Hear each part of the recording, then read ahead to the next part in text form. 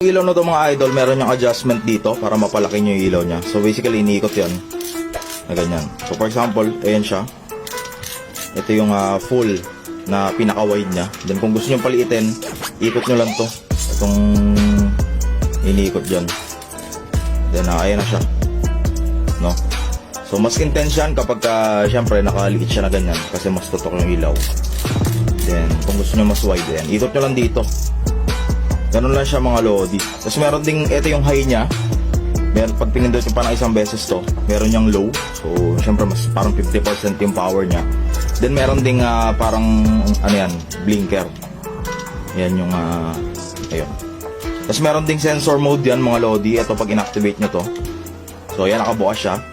Then pagka dinadaan nyo yung kamay nyo, dun sa harap ng sensor, dito yung parang dalawang LED na yan. Nadedetect niya gusto mo siyang i-on off. So yun mga idol, alam nyo na,